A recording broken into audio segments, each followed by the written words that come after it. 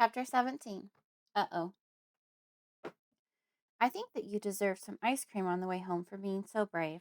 How does that sound? Mommy asks as we follow the nurse back to the other room so I can put my clothes on. Good, I answer, feeling better already. Ice cream sounds delicious, and everything is going to be all right. I hug Fred tightly for a moment, feeling like he is helping me to solve my problems. He can't help the way he looks, or that he is getting bigger, but he's still the same old lovable Fred. When we get out to the car, Mom calls Dad and tells him everything went well and that I'm okay. He says, "Good job," Mom tells me when she gets off the phone, and agrees that you deserve some ice cream. Yay, ice cream, I cheer. I get a bowl with a giant scoop of chocolate topped with rainbow sprinkles. Fred started pulsing on the way home again, this time much more violently. I begin to worry that maybe he isn't feeling well. At home, Mom lets me turn on a show while she starts dinner. Fred and I curl up on the couch together. I put a blanket over my legs and set Fred on top of it to make sure it doesn't block Fred's view of the TV. The show is almost over when the house phone rings. The noise of it near me makes me jump. It is on its second ring when my mom answers it in the kitchen. Hello? I turn my attention back to my show. What happened? My mother's voice is loud and tense. Suddenly, I think about my MRI. What if someone saw the results and now they are calling to tell my mom that they are going to come to get me? Very quietly, I pick up the handset next to me and listen in. There was a horrible accident at the hospital, and we are calling everyone who is there to make sure they're okay. I hear my mother's footsteps move to the doorway between the kitchen and where I am sitting. I set the handset aside so she can't see it and pretend that I am just watching my show. I turn and smile at her when I see her check on me.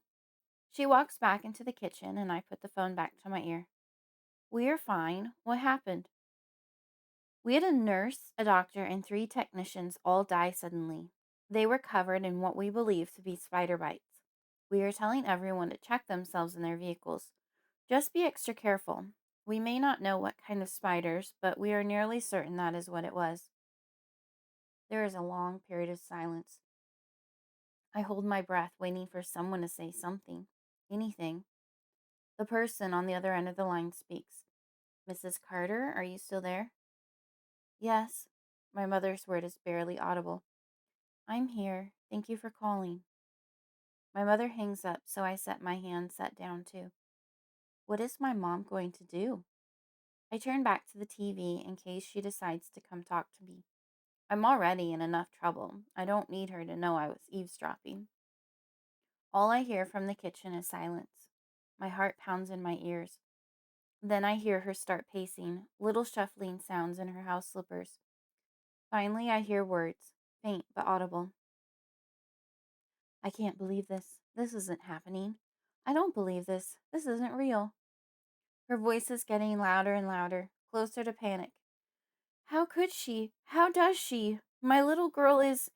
What is happening? I need to get some help. We need help. She needs help. An alarm goes off in my head, and my body breaks out in a sweat. She can't get help. No one can know. This is what Dad was worried about. This is why I will get taken away. I can't let her tell anyone. How can I stop her? I look down at Fred, who is pulsing on my lap. His eyes are huge and intently staring at me. I know what he wants. I can't kill my mom. I can't, Fred. I just need to stop her. I need to call Daniel. I need Daniel, she gasps. Hearing my father's name pulls me back. I can't let my mother call him and tell him. I don't want him to find out this way. Stop her, I yell to Fred. Fred pulses wildly, and several spiders flee from the living room into the kitchen. I jump up to follow them, worried now. I wasn't asking Fred to kill her, I just needed her to stop. I chase after the five spiders that are making their way quickly to my mother. She is back at the phone now, dialing a number. The spiders have reached her feet. I dash towards her, sliding on the linoleum, even as they disappear up her pant leg. She keeps pushing numbers on the phone, but then stops and looks down. She screams and starts batting madly at her leg, then her waist. Her eyes turn to me. I look back, my own eyes wide in horror. Why, Missy? She screams out even as she tears off her shirt and tries to slap at the spiders. I can see them crawling madly around on her. Her torso is covered with angry welts. I run towards her, wanting to help her pull the spiders from her, but she pushes me away. Don't touch me, she yells. Don't ever touch me again. Her face is beginning to turn red, and her breath is coming out in gasps now. She begins clawing at her throat, her nails leaving angry red lines. Some tear open and bleed. Fred, I scream, turning to the tarantula behind me, who is nearly the size of a house cat now. He's doubled in size in just the last few minutes. Fred, stop them. Don't kill her. Fred's body is pulsing bigger and smaller. His eyes have a strange intensity to them that I've never seen before. With a horrible dawning realization, I now know that I've discovered what Fred eats, what he wants when he asks me to feed him. But they haven't been requests, they are demands. Demands that I must fulfill, however horrible they are, because there is something in Fred that will devour me if I don't appease it. My mother's ragged breaths make me turn back to her. She is on the floor now. I'm so sorry, Mama, I cry out, tears streaming down my cheeks. I can't believe that I have caused this. This is all my fault. The guilt is overwhelming. I'm sorry. I fall to my knees in my distress. She isn't even struggling anymore. Her body has begun to twitch, her eyes still staring at me accusingly. Finally, she is still. I sit there sobbing until my throat is raw, my eyes hurt, the salt stings my cheeks. Finally, I can't sit there any longer. But what do I do? My father is going to find out what I've done. Now I will be taken away for sure. I've lost my mom, and Daddy is going to reject me. I crawl to my mother's side and take her hand. I'm so sorry, I whisper. I want to take it back. Please let me take it back. She doesn't respond, as I know she won't. Should I call my dad? Tell him what I've done? Let him call the police? Looking around the room for anything to tell me how to proceed, I see Fred. This is all Fred's fault. He is the one that did this. Go away, I say to him. He doesn't move, just sits a few feet away from me, watching me. He is no longer pulsing. The light in his eyes isn't as wild right now. He looks as satisfied as if he just ate a turkey dinner. He doesn't respond to my words. Go away! I look around for something to throw at him, but there is nothing around me on the floor except for my mother's house shoe. One of them fell off her foot when she fell to the ground. I pick it up and toss it at Fred. It hits his leg, but he doesn't move. Go away! I scream. I can't bear the sight of him. Go away! I never want to see you again. The tears start again. Angry tears this time. Deep down, I know the truth. I'll never be rid of him. He is going to follow me as long as I'm alive. My stomach turns and I lean over, away from my mother's body, and throw up chocolate ice cream all over the floor. The sight of it makes me sick. I grab a towel from the stove and cover the vomit. Then I fall to my knees next to my mother, my head on her shoulder. Her body is still warm and comforting. I crawl in front of her, under her arm, and lay down, imagining that she is hugging me one last time. Chapter 18. Daddy. I don't realize that I've been asleep until I hear the front door open. Mommy's body next to me is cool, and her arm over me is heavy. I push it back and sit up, blinking my eyes in the harsh kitchen lights. My father is home. My body begins shaking with guilt and dread. He is going to discover what I have done. What will he do? Missy, Elizabeth, he calls out. The house is so quiet it makes his voice boom. I stand up and slowly shuffle my way out of the kitchen and into the living room. He is hanging up his coat in the closet by the door. Then he turns around and sees me. The smile on his face fades to worry. Missy, what is it? What's wrong, sweetheart? I run to him and he lifts me, holding me close. I grab him tightly, knowing it may be the last time he will ever hug me again. How can he after he sees what I have done? Missy? He smooths my hair, pats my back. I begin crying again. My throat is raw and burns from before, but I can't stop. I try to speak, but all that comes out are sobs and hitches. Missy, you have to stop crying so you can tell me what's wrong. He looks over my head to the kitchen. Elizabeth? He calls out. Then he walks around the couch and sits down, holding me on my lap. I'm sorry, Daddy, I didn't mean to, I manage between sobs. Didn't mean to what, baby? He pushes my wild hair back from my face. Mommy, I say, thinking that explains it all. Where is Mommy? Does she know what you're upset about? Turning back to the kitchen, he calls out again, Elizabeth, what is going on? She's in the kitchen, I whisper. He frowns. Then why isn't she answering? The words drag quietly out of his mouth. Let's go see what she's up to. Get this all settled. He carries me to the kitchen, and I bury my head in his shoulder, not wanting to see Mommy, the accusing look on her face. I know he's seen her when he gasps and sets me down. He kneels by her side and shakes her, gently at first, and then harder and more desperately. Elizabeth! Elizabeth! Answer me! My sobs begin anew when my father starts crying. He has pulled her into his arms, cuddling her torso to him, and rocks back and forth. No, no, no, he moans. Everything seems so unreal, down to the chocolate puke I see on my father's shoe. My stomach churns, and I don't think I'll ever eat chocolate again. Daddy, I'm sorry, I whisper. He doesn't hear me over his hysteria. Daddy, I'm sorry. I tug at his sleeve this time, needing him to hear me. When he turns and looks at me with red, dazed eyes, I repeat, I'm sorry. Missy, what? Why? His forehead wrinkles in confusion. It was an accident. I tried to stop him. Who, Missy? Stop who? He shakes his head. Fred. I point to the tarantula sitting near us, watching the whole scene. I tried to stop him, but I couldn't. I'm sorry. No, Pumpkin, this isn't your fault. You didn't do this. He reaches out and caresses my cheek. I was afraid they were going to take me away. I barely hold back fresh sobs in order to keep talking. She was going to tell you to call the police. I only wanted to stop her, but not like this. Missy, you didn't do this. You didn't kill anyone. And Fred, he shudders in disbelief and then takes a deep breath.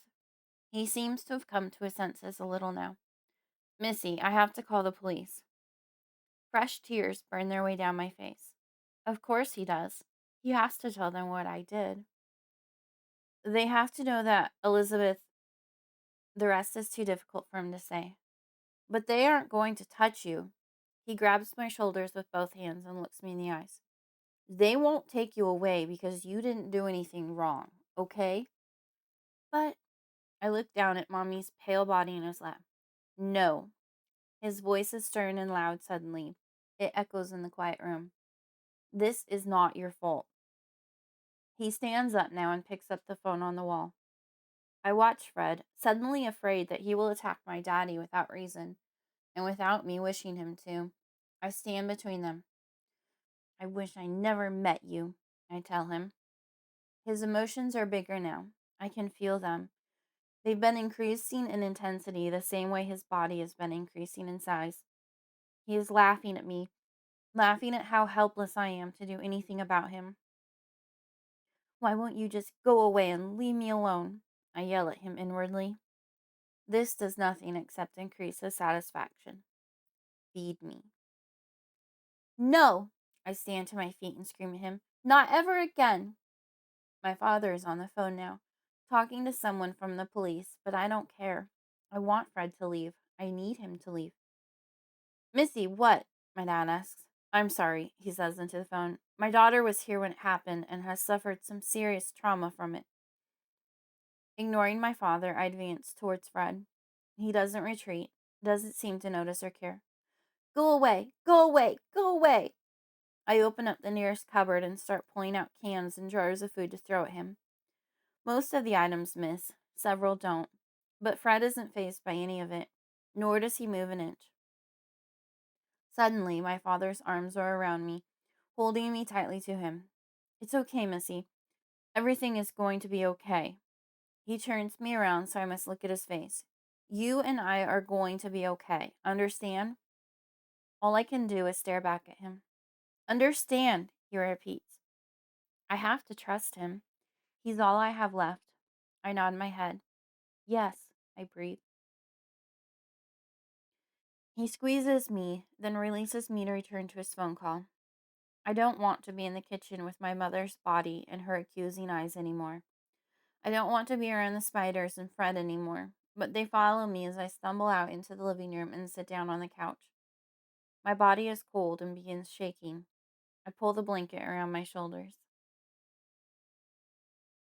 Chapter 19. Bitten. The police arrive. They take pictures and take my mother's body out in a big black bag. Someone comes and tries to ask me a few questions, but I can't remember if I answer anything or not. Someone mentions taking me to the hospital for shock, but I speak up in a panicked, shrill voice. No, please, I want to stay with my daddy. A paramedic does a few tests on me. He checks my pulse and looks into my eyes. When he is done, he says I'll be fine to stay. I think I doze off because the next thing I remember is my dad picking me up, carrying me to bed. He lays me down and pulls the covers up around me. I'm about ready to ask him to not leave when he lays down next to me and puts his arm around me. I roll to face him, needing to talk to him. Daddy. His eyes are closed, but I know he isn't asleep that quickly. Yes, sweetheart. Daddy, I don't like Fred anymore. He scares me. My voice is quiet as I try to keep Fred from hearing. Why does Fred scare you, Pumpkin? Because Fred killed Mommy and all those people at the hospital today. My dad's eyes open and look at me. How did Fred kill your mother? Tears swell up again, stinging my eyes, but I have to tell him. She was going to tell on me. She said it was my fault that all those people died at the hospital today, and she was going to call you to tell you to have the police come and take me away. I just wanted to stop her and asked Fred for help. But Fred sent the spiders after her and they killed her. I couldn't stop him. I'm fully crying again.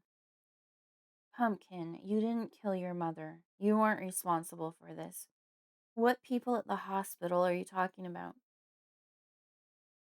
I tell him how I was afraid of what they were going to find during the MRI and thought that if they were dead, no one would find out about Fred.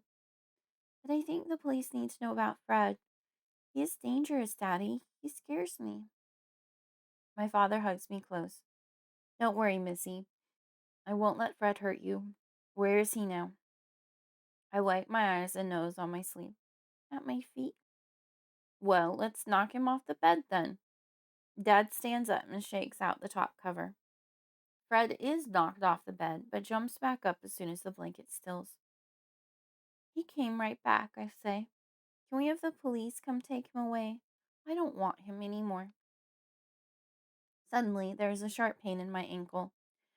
Ouch! I yell out. Fred just bit me. I begin trembling in fright, as Fred has never done this before. My dad furrows his brow, making me wonder if he believes me. I push the covers down and pull my legs out. There is a definite red mark with two fang holes in it. I don't think Fred wants anyone to take him away. Daddy closely examines the bite. A drop of blood oozes out. Missy, were you bit by a spider earlier when they attacked your mother? No. Then where did this come from? I told you, Fred just bit me. We should get this looked at, he says, and get this house bombed for spiders, he says to the room. No, I cry out. I don't want to go back to the hospital. Panic grips me at the thought. I don't want Fred to kill more people there. Can we just go put a band-aid on it, please? I give him my best puppy dog eyes. This could be a serious bite. No, he didn't put any venom in me. It was just a warning. When the mark on my leg doesn't seem to get any worse over the next few minutes, and the bleeding stops, my dad agrees that we don't have to go get it looked at. We go into the bathroom where he puts ointment and a bandage on it.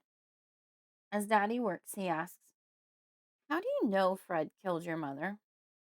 Because it's how he eats. He kills people, and he gets bigger afterward. I tried to feed him a cricket, but he eats people instead. How big is Fred now? I turn and look at Fred and hold up my hands in front of me to show my daddy. Fred looks bigger than our neighbor's fat cat to me now. And he's in here with us now? Yes, he's right there. He never leaves me alone. I point to the space between the toilet and the bathtub. My father jumps at how close that is to him. Can you see him? No, there is nothing there to see, but I feel something. He shudders. I realize that my father is starting to believe me about Fred, and that Fred scares him now, too. He runs his hands over his face and through his hair. I yawn. We gotta get you to bed, Pumpkin. Maybe we can figure out what to do about Fred in the morning. Okay. I take his hand as we both stand up. Daddy? Yes, Pumpkin. He leads me out into the hallway. Can I sleep in your bed tonight? Of course. The spiders and Fred follow us in there, as I knew they would. As I lay down and look at all of them on the walls and the ceiling, I realize that they aren't nice. None of them. And they never have been. They never were my friends. Their watching eyes scare me, and I pull the covers up over my face so I can't see them anymore. Chapter 20. Funeral. We didn't talk about spiders the next day, nor the day after that. I think we both just didn't even want to have to talk about them ever again. Daddy took some time off of work, and I stayed home from school the rest of the week. I didn't want to go to school anyway. Becky wasn't going to be there. And if the kids found out that my mom died because of spiders, they would tease me horribly about that. They would know I had killed my mother. So I enjoyed staying home. Daddy made us big breakfasts. One day was hash browns with sausage, peppers, and mushrooms. Another morning was pancakes with bacon and eggs. Neither of us ate much, even though there were huge plates of food in front of us. We just shoveled the food around the plate and sat in silence. The house wasn't home without Mom there. Every time that I thought about her, I wanted to tell Daddy that I was sorry, but neither of us wanted to talk about her. It hurt too much. I would have been content living forever, just being the two of us. Then Fred couldn't ever hurt anyone else, because I would never let him hurt my daddy. He would have to kill me first to get to him. When I first had that thought, I looked at Fred defiantly. Fred, who used to be my sweet friend that went everywhere on my shoulder and is now the size of a giant cat. He looked back at me with his cool, confident eyes. He was sure that he would get both of us in the end. How could I, just a 5-year-old little girl who knew her letters but not many words, outsmart Fred? I'm afraid he's smarter than me. Every afternoon brought with it a visitor or two. Our neighbors, Mr. and Mrs. Pringle, brought a casserole the afternoon after Mamma's death, expressing their deep condolences. Miss Caulfield brought a plate of cookies and told me that I could come back to school whenever I felt like I was ready. There was no rush. My Aunt Samantha came for a few hours on Friday with spaghetti she'd cooked for dinner. We had no shortage of prepared food to eat. None of it tasted like Mamma's cooking, though. I missed her. I was missing her terribly, and the guilt gnawed away at my stomach, making it ache and hurt. The only way to absolve myself of it was to get rid of Fred, to stop him from hurting others. But I didn't have the faintest idea how. I was going to have to talk to someone about it, find someone who could help me. Becky would have tried. Poor sweet Becky. I wish I knew where she was, or even if she was alive or dead. Saturday was Mommy's funeral. We held it at the church down the street that we had attended only a few times. Mommy had wanted to go regularly, but we never made it more than once a month or once every other. There were a few people from church at the funeral that I recognized, and there were lots of friends and family. I saw my cousins who wanted to play, but I didn't want to be around anyone today. If I didn't interact with them, if I didn't get near anyone, Then maybe Fred couldn't make me hurt anyone. I sat in the front row next to Daddy. My aunts, uncles, and cousins all took turns coming and telling us how very sorry they were. Members of the church that we knew came up too. Daddy was polite, thanked everyone, and shook hands or hugged them. I made a point to not make eye contact. I kept my gaze low. When anyone addressed me or leaned down to talk to me, I would turn and bury my face in Daddy's side. She's having a hard time dealing with it, Daddy would explain. The well-wishers expressed their understanding and moved on. The ceremony seemed long and uninteresting to me. People kept talking about Mommy, reading poems, or singing hymns. I just wanted to go home. How could I control all my spiders with so many people around? Whenever anyone walked by, I would visually scan them for spiders. Maybe I could jump up and snatch them off if I caught them soon enough. But it had to be almost over, and nothing horrible had happened yet. Then Fred bit my ankle again. I jumped and gave a little whelp, but it was in the middle of a song, and only my daddy on my left and my Aunt Samantha on my right saw or heard anything. You okay, Missy? Aunt Samantha leaned down and whispered. Yes, I lied. Daddy also looked at me out of the corner of his eye, but I looked forward and pretended that I was singing along. Fred bit again, a little harder this time. I jumped and stifled a yelp, but it wasn't a total surprise now. I glared down at him sitting on the floor in front of me. I tried to kick him, but he backed up just out of reach from where I was standing. Feed me. His body was pulsing slightly as if he was taking deep, heavy breaths. No. I thought of all the people in the room. There were enough spiders left to take them all out. The thought of everyone dropping dead at once was overwhelming. I had to stay calm and not wish ill on anyone right now. It was the only way I knew of stopping Fred. If I could just breathe and ignore him until we got home. Finally, it was over. I sat alone in the front row as my father said one last goodbye before they closed her casket. I'd seen her before the ceremony. They'd done her hair and makeup. She looked peaceful, but not really like Mommy anymore.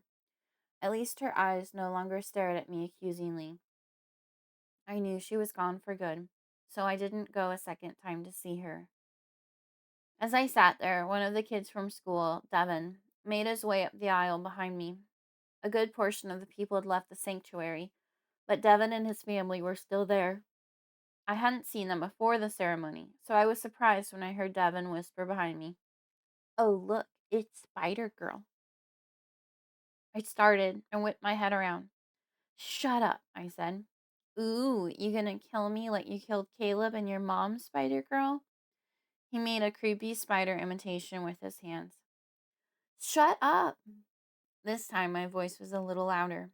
I looked around to see if anyone was listening. Out of the corner of my eye, I see Fred pulsing. Feed me. The urge to just give in and let Fred have the boy is overwhelming. Fred has to eat sometime. How else will I keep myself and my daddy safe? But I don't want to hurt anyone else, except for Devin right now. He is being so cruel.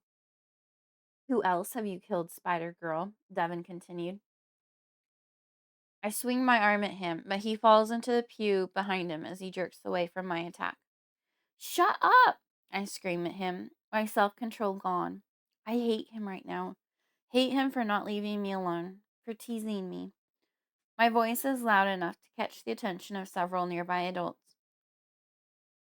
Devin's mother rushes over to admonish her son and apologizes to me before leading him away. My Aunt Samantha runs over to comfort me.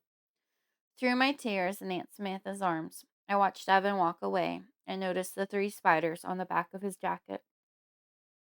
That's fine, I think. You can have Devin, Fred. He deserves that. At that moment, I truly believed that Devin did deserve it. I'm glad that Daddy and I can go home and be in peace now. Fred being appeased for the time being. But when we get home, there are quite a few people there. When I asked Daddy what was going on, he said it was for Mommy's reception. I went to my room and shut the door until everyone left. I tried not to think about Devin, But at least I bought myself a little time while I tried to think of what to do about Fred. Chapter 21. Police. I found out for sure on Monday when the police stopped by the house that Devon had died. Mr. Carter, the tall one asked when Daddy answered the door. Yes, is something wrong? Daddy's tired voice sounds wary. We're sorry to bother you, but we need to follow up on something that was mentioned by Devon Marsh's family. I'm sorry, I don't know who that is. Daddy's face hasn't been shaved in a week, and his eyes are dark with a lack of sleep. It's a boy who went to your daughter's school. He died suddenly Saturday on his way home from attending your wife's funeral. Wow, that's awful. Yes, tragic. May we come in? Of course. Daddy stepped aside to allow the two officers in. The first is tall and lanky and has to duck his head as he enters. It reminds me of a clown on stilts that I saw when Mommy was still alive and we all went to a circus together. I'm too sad to find him funny. The second is much shorter, a little shorter than Daddy, and round like Dr. Wilson. I'm sitting on the stairs near the front door as they enter, and my heart starts racing at the sight of the police. Do they know about Fred? Are they going to take me away? Both nod at me with a friendly smile as they walk in and take a seat on the couch. My dad sits across from them. This probably sounds ridiculous, but we have to follow up on all leads, Mr. Carter. You understand that, yes? The tall one asks. He is the only one of them who has spoken so far. Yes, of course. What does this have to do with? Mrs. Marsh seems to be under the assumption that your daughter sees spiders that other people can't see. I guess the kids at school tease her about it. Daddy lets out a little chuckle. Well, sure, she has an imaginary tarantula friend named Fred. Children often have imaginary friends. Do you have a child, officer? Officer Briggs. No, I don't have children. Well, then, did you ever play with toys when you were little, Officer Briggs? Pretend they were real, make them talk, and act out stories? Yes, of course. The officer nods his head. Then maybe you can understand making up your own toy, as my daughter's made up Fred. Why are we being questioned about this? Daddy's brow furrows and his head cocks to the side a little. Apparently, there was another incident that happened at school, something very similar to what happened to Devon. A boy named, the officer checks his notes. Caleb Myers died of similar causes about 10 days ago. Also, two parents of a child in your daughter's class died as well. Too many coincidences and complaints for us not to follow up on. This is it. They're going to take me away. How am I going to get out of this? Will they put me in cuffs like they do in the movies? I glare at Fred, sitting at my feet. He takes up nearly half a step himself now, and his back is level with the step above him. I hate him so much. I'm scared that even being taken away and locked up isn't going to get me away from Fred. My father chuckles. I'm sorry. I don't see how my daughter's imaginary spider has anything to do with this. He raises a single finger into the air as if something has just come to mind. But since you are here, I'd like to ask for protection for myself and my daughter. Or do I have to go down to the station to do that? Protection for you two? Yes. My father's voice is a little tense and raised now, his face red in anger.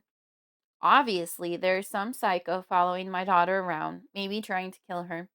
How else do you explain all the deaths of people connected to her? They even killed her mother. I take a breath and let it out. Maybe things will be okay. Daddy is doing a good job of making up a story. Okay, Mr. Carter. I hear the flipping sound of paper. I can take a statement here. I do suggest following up with a visit down at the station if you're serious. Of course I'm serious. My daughter is all I have left. I can't just let some freak get to her, or frame her as you seem to be suggesting. Calm down, Mr. Carter. No one is accusing your daughter of anything. We just have to follow up on all leads. Well, find a lead on the man responsible for this. We are doing our best, Mr. Carter. The police take Daddy's statement and ask me a few questions. I calmly answer them as I realize that we aren't in danger right now. As soon as they leave, my dad says, "Get your coat and shoes." "Where are we going?" "To the police station." I should have done this last week. It all makes sense now. I get my shoes and coat and follow him out to the car. Chapter 22. Ride, from Fred's point of view. If I were in a human form, I would ever so slowly rub my hands together and then steeple my fingertips. Things are going splendidly. Every trip from the house is another chance for a feast. I don't mind that the child hates me. Her spunk makes me like her all the more.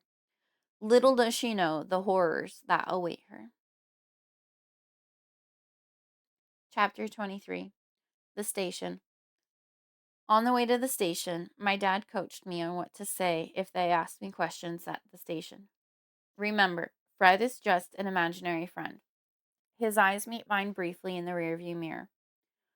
No matter what they say, you can't say that you can really see him, see? Do you understand? But Daddy, lying is wrong. It's very confusing for my parent to tell me to lie, especially to the police. I had been taught to trust the police and always tell them the truth. I know it, but you can't tell people that you see something no one else can. They'll never believe you, and we need them to believe that you haven't hurt anyone. But Daddy, what about Mommy? That was my fault. Tears build up and threaten to spill out. My throat is achy as I suppress the need to cry. We are near a stop sign. When we reach it, my dad turns around and looks me in the eye. That was not your fault. Never your fault. You need to believe that. You need to believe me. Do you believe me? His face is so stern and serious that I have no choice. I nod my head. Yes. When we reach the police station, we have to sit out front for a bit before we are taken back to a desk where someone takes down our story. It's a story in my mind.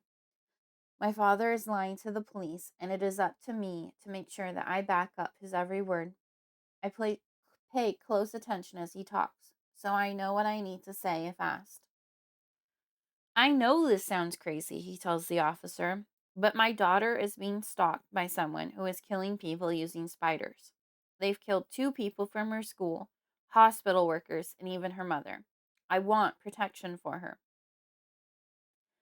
The officer listens politely, takes many notes on his computer, and nods his head from time to time as my father tells the whole story. He even asks questions now and again to fill in areas that aren't clear. I'm beginning to think that maybe we are doing the right thing. Maybe we do need protection. The police are powerful. They protect people. Maybe they can protect me from Fred. I feel a small glimmer of hope. But then I look down at the giant arachnid on the floor next to me, and all hope is squashed. He's watching me with what are now 8 enormous eyes. He's always watching me. I can't escape Fred. The sight of him makes me ill and I want to throw up. But still, maybe the police will help us somehow. "So you'll stake someone outside our house?" my father asks. The officer hesitates. "I'm not sure at this point, Mr. Carter. This is a rather strange situation, and I'm not sure if we can spare anyone in such a case. I'll run it by my supervisor and see what he says. Wait right here, please." The officer scoots his chair back noisily and walks over to an office at the end of the room that looks like it's made of glass windows. He knocks at the door and enters. The 2 men talk briefly and then erupt with laughter. My face turns red and my ears burn. They're laughing at us. The story is ridiculous, but how can they laugh right in our faces? It is so cruel. Suddenly, I realize that my anger has been given a mistaken intention as I see a small handful of spiders split off from the rest and make a beeline into the glass office. The men inside are no longer laughing. Their conversation has turned serious now, but I can't take back what is happening. "Fred, no," I plead, but Fred has no compassion. "Daddy," I whisper, tugging at his coat sleeve. "What is it, Pumpkin?" He's tired. His voice is weary. I can tell from how dark his eyes are that he hasn't been sleeping. But I need to convince him of the danger we are in. We need to leave right now. Why? We have to wait for the officer to come back.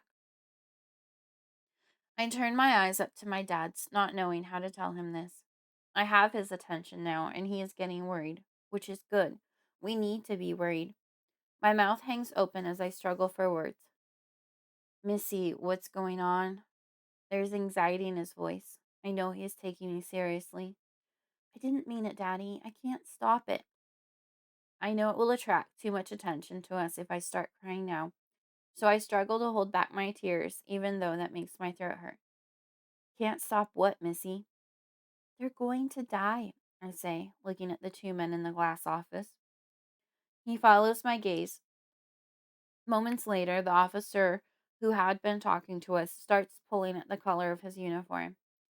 His supervisor looks worried and asks him something. Then both men clutch and claw at their throats as if they are having trouble breathing. My father looks down at me, a look of horror on his face.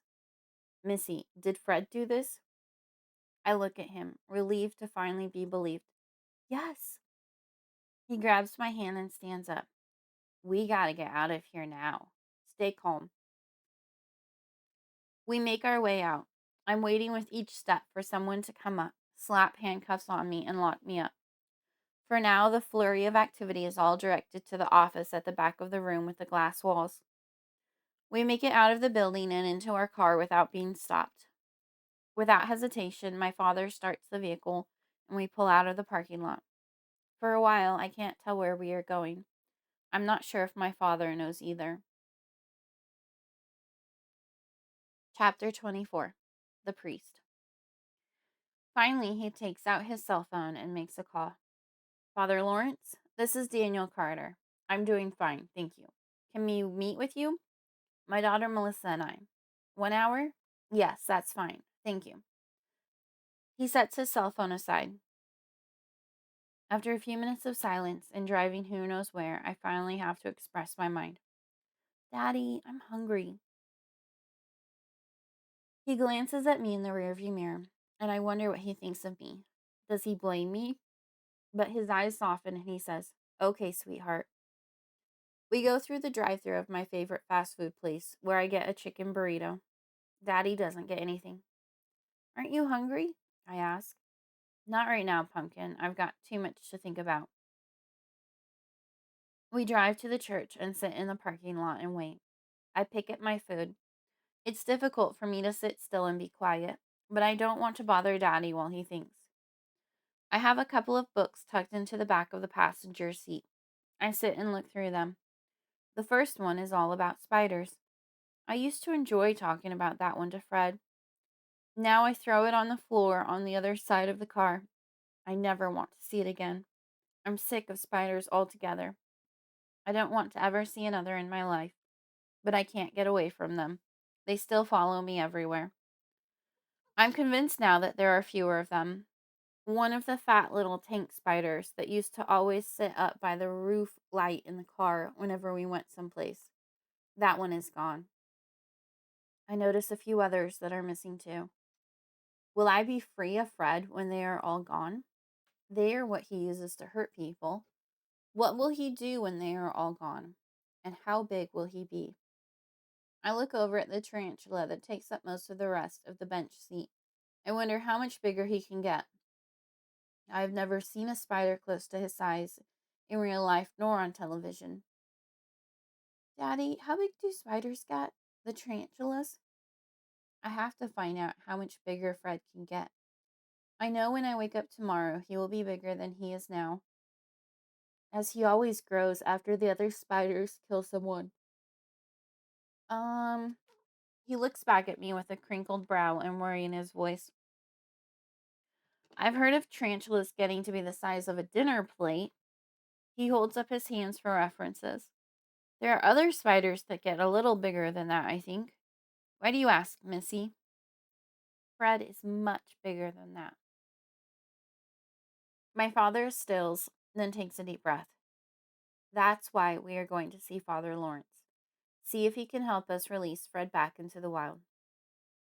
That would be great, I respond excitedly and turn from looking at Daddy to looking at Fred. Don't you want to go back to the wild, Fred? Be free? Fred doesn't respond. He just stares at me with his 8 eyes and his giant fangs, which are the size of my hands now. My stomach rolls over in my belly, and I wrap up my food and set it aside.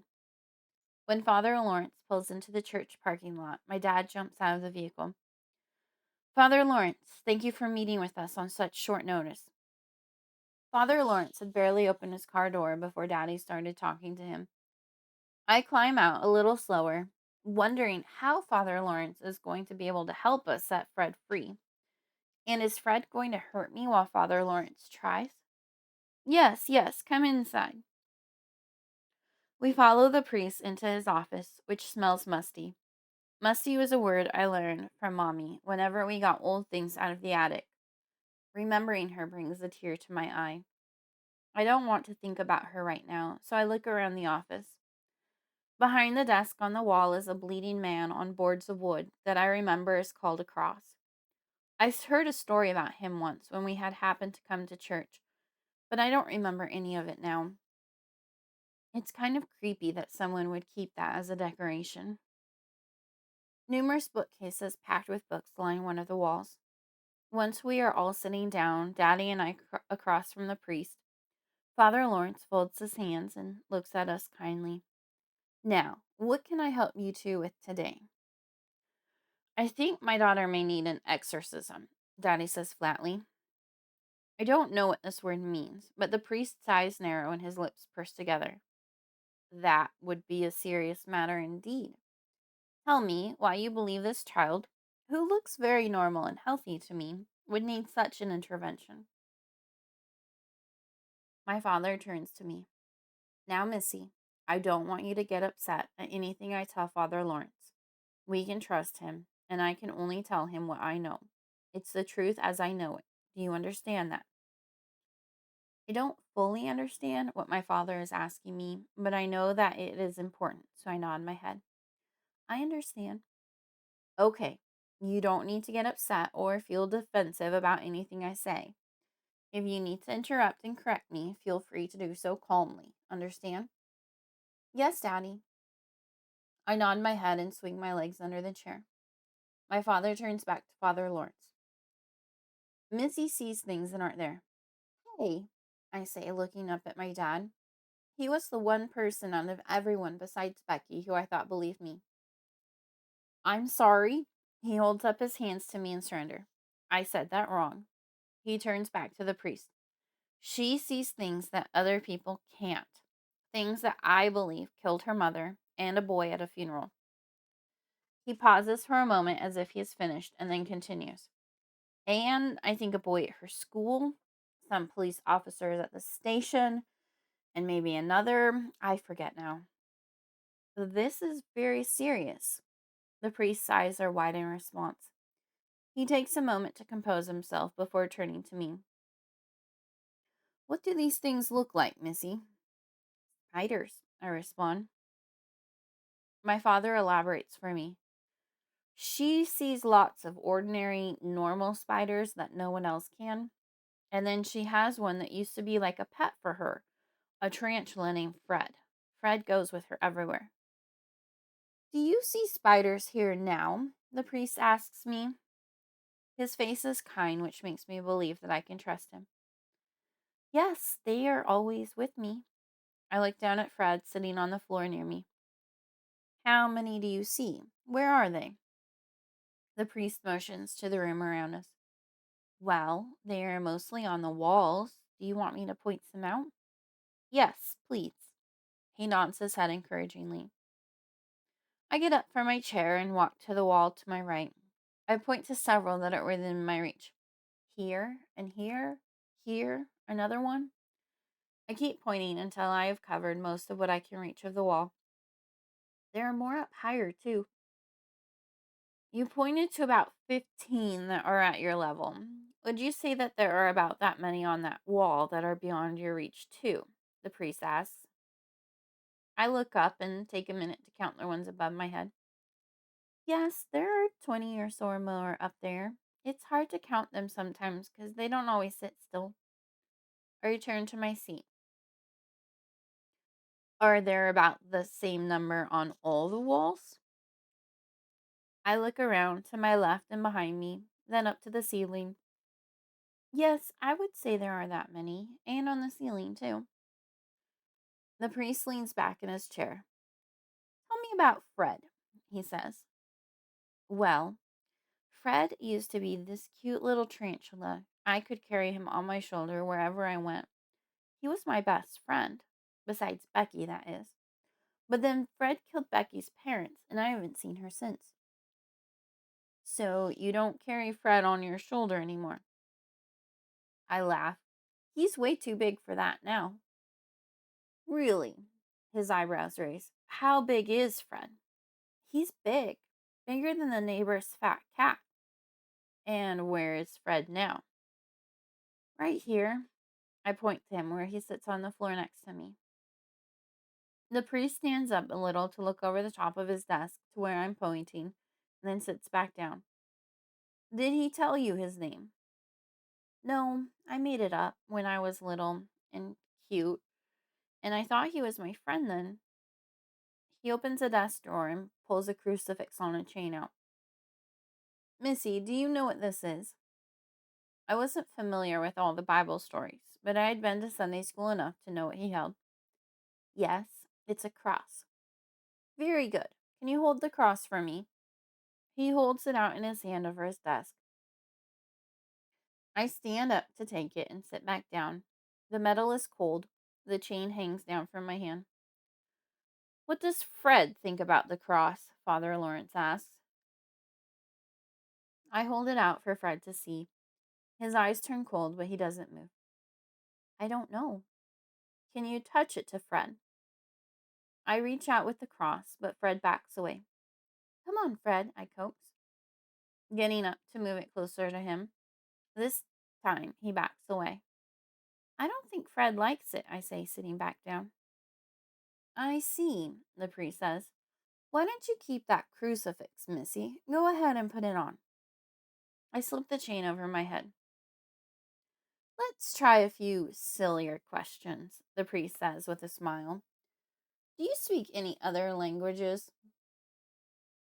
I think about that, but don't understand the question. Like baby talk? I ask, confused. Not like baby talk, but maybe you think of it as baby talk. Do you often say things in baby talk? No, I'm a big girl now. I feel a sharp pain on my leg. Ouch! I cry out, rubbing at the spot. My father leans towards me in concern, and both men ask me about it at nearly the same time. Fred bit me, I said. Why would Fred bite you? Father Lawrence asks. Because I'm not doing something he wants me to do. What does he generally want you to do? He usually wants me to send the little spiders after someone. That's how he feeds. I turn to my dad, confused. But he already ate today. Fred nips at my leg again. I turn to him sharply. Stop it, Fred. Then a thought occurs to me. I'm sorry, Father Lawrence, but I don't think Fred wants me to wear the cross. I take it off and set it on the desk between us. We all wait to see if that solves the problem. Okay, I said, taking a deep breath of relief. I'm becoming more and more afraid of doing things that might make Fred bite me. He backed off. I have one more question for you, Missy. Do you think you could pick up my desk for me? I look at the priest, waiting for the punchline. That had to be a joke. When he doesn't say anything else, I let out a puzzled laugh. Of course not. Why not?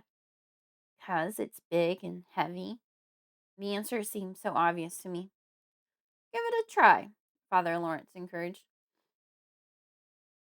I stand up and reach down to get my hands around the bottom. When I can't budge it by pushing against it either, I sit back down, panting dramatically. It's too heavy.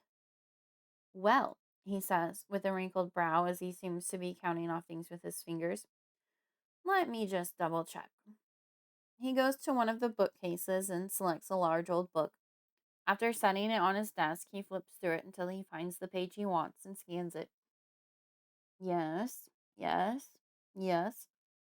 Finally, he looks back up at us. I think that settles it. Settles what? My father asks, leaning forward now to hear what the priest thinks. I don't believe your child is demon possessed. She doesn't have any of the usual signs or symptoms. I don't understand the word demon. It wasn't something I had heard before, but from the way Father Lawrence said it, it sounded like a good thing that I wasn't. Then what is going on with her? Daddy puts his forehead into his hand and shakes his head like he does when he is frustrated and can't figure something out. I believe she may be being followed by a demon. Whatever it is, it doesn't like the crucifix. It doesn't even want the child to wear it. Great. Daddy looks back up with a little hope on his face. Well, let's send it away. How do we do that? I'll have to contact Bishop Sanders. I'm not exactly skilled to do this myself. This is a very strange circumstance. The priest's face is sad and serious. You're telling me. My father sits back in his chair now that he knows we aren't solving anything right this minute. Well, let's get Bishop Sanders then. I'll give his secretary a ring. Father Lawrence picks up his phone and dials a number. Yes, Sister Margaret, Father Lawrence here. I'm very well, thank you for asking. I'm needing an appointment with Bishop Sanders. As soon as possible, please. It's for a child who is being haunted. I suspect demonic influence. Tomorrow afternoon? Splendid. We'll be there at 2. God bless you, sister. The priest sets down the phone. Very well then. 2 o'clock tomorrow. Here's the address. I'll meet you there. He hands my father a business card. Tomorrow, my father moans, taking the card. The bishop is a very busy man. That was as soon as he could see us, and I don't see that the child is in any immediate danger, as long as she isn't wearing a crucifix, that is. My father didn't seem convinced. She's not the only one I'm worried about, he mutters. Father Lawrence stands up, so we do as well. If that's all I can do for you today, Mr. Carter. He smiles warmly at me. Missy. I smile back and then follow my dad out of the church. He's a nice man, I say. I don't want him to die.